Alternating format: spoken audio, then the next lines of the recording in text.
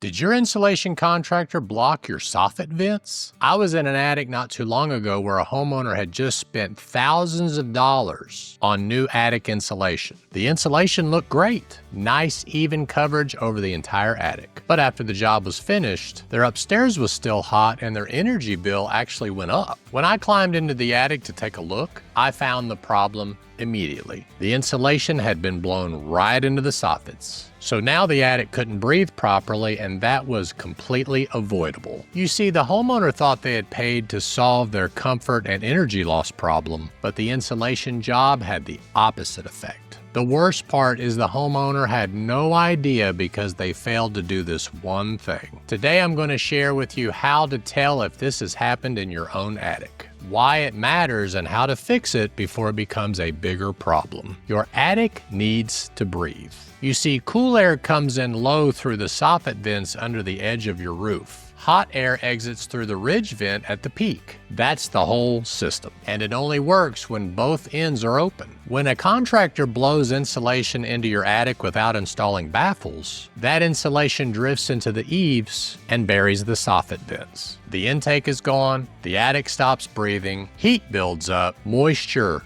builds up, and that insulation you paid for is now working against you. Most homeowners never find out this actually happened after the insulation was installed because you can't see it from inside the house and you can't see it from the yard. You only find out when you go up into the attic and look.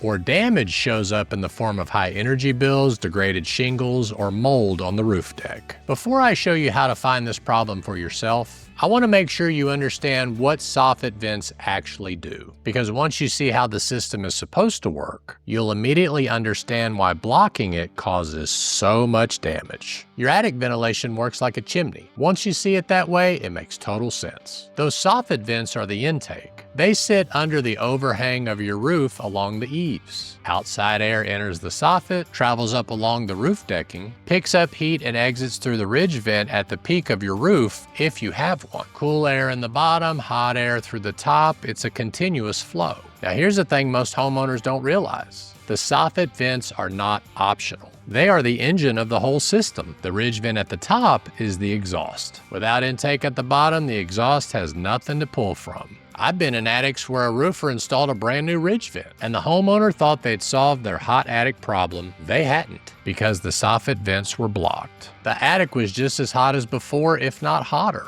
That's what soffit vents do. They make the whole system work, and when they're blocked, they make the whole system fail. Real quick, I put together a free resource called the Attic and Air Seal Guide. It walks you through the whole inspection process step by step so you can find problems like this in your own attic before they get too expensive. Links in the description. So how does insulation end up blocking the soffits in the first place? And why do contractors allow this to happen? Because many of them skip installing baffles. Baffles, also called rafter vents, are the plastic or foam chutes that are supposed to be installed between each roof rafter. Their job is to keep an air path from the soffit all the way up towards the ridge. They act as a dam, keeping the blown-in insulation from drifting into the eaves and blocking the vents. Without baffles, insulation will block the vents. Now, why do contractors skip them?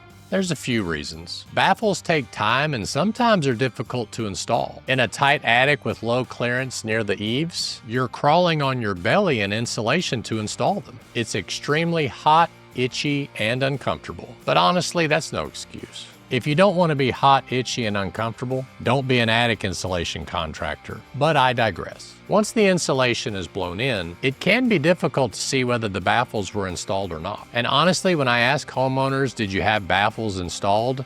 They look at me kind of baffled. Most homeowners can't see if they were installed because they don't really know what they are. Some insulation contractors just completely skip installing baffles. They just blow in the insulation, collect their check, and move on to the next job. This can be avoided by ensuring the estimate includes baffles when blowing in more insulation. Now here's where it gets serious. because blocked soffit vents don't just make your attic hot. They set off a chain reaction that most homeowners never connect back to the original insulation job. When the soffit vents are blocked, the attic traps heat. On a 95-degree day, a properly ventilated attic is between 120 to 130 degrees. An attic that can't breathe may reach 150 degrees or higher. But guess what? That heat doesn't stay in the attic. It radiates down through your ceiling into your living space. Your AC can't keep up, so it runs even longer while your upstairs gets even hotter. This causes your equipment to wear out faster and your energy bill goes through the roof. But the heat is only part of the problem. Moisture is the other part, and moisture is what causes the real damage. In the summer, warm, humid outside air gets trapped in the attic and can't be exhausted. This could actually cause mold to grow in the dead air spaces of your home, like closets. I just had a consultation with a couple in Florida that was experiencing this firsthand. The living space was 70 degrees and 56% relative humidity, but in the bedroom closet there was light mold growth and the humidity was 77% near the ceiling. Hot attic, cool living space equals potential moisture at the ceiling. Now in the winter it's a little different because warm moist air from your living space is rising through every gap in your ceiling into the attic. This can cause moisture to condense on the roof deck, which over time can cause mold to grow. I've been in attics where the homeowner had no idea there was a mold problem because they never went up there. By the time they found out, that roof deck was completely covered in mold. Now all the insulation had to be removed to properly treat the mold in the attic. So what started out as a $2,000 attic insulation job turned into a $10,000 mold remediation job. That's two different mold problems that can occur from a poorly ventilated attic. And as I said earlier, it was completely avoidable. Baffles only cost a few dollars. The labor to install them only adds about an hour or two to the job.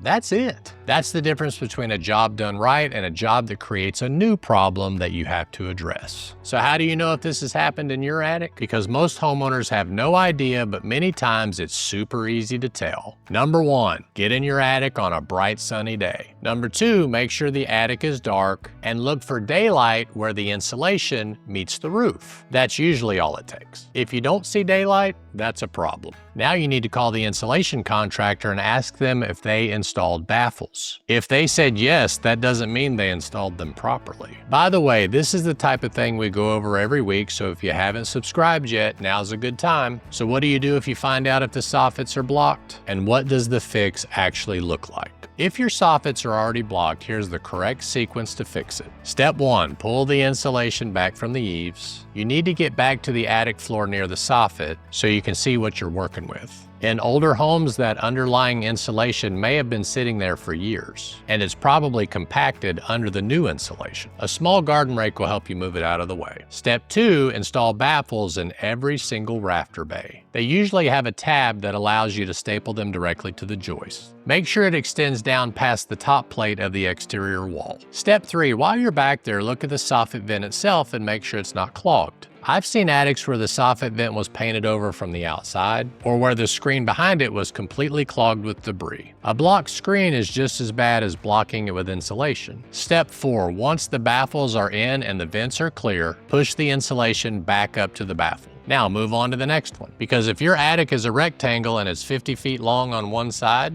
you have 49 more bays to go. Now, to prevent this from ever happening to you again, you must ask the insulation contractor how they handle soffit vents before they blow insulation in. If the answer is that they install baffles in every rafter bay before they install insulation, that's great. You may have a contractor who actually knows what they're doing. If they tell you the insulation won't reach the soffit vents, you may want to find somebody else. At Crawl Space Ninja, we don't allow the ninjas to blow in a single bag of insulation until the baffles are installed in every single bay. Please let me know in the comments if this has ever happened to you and what you had to do to address it. Also, check out the video on the screen, because if you have the baffles installed properly and the soffits are not blocked, you may have a different type of ventilation problem that I cover in this video. I'm Michael Church with Crawl Space Ninja. I hope you make it a happy and blessed day, and I'll see you later.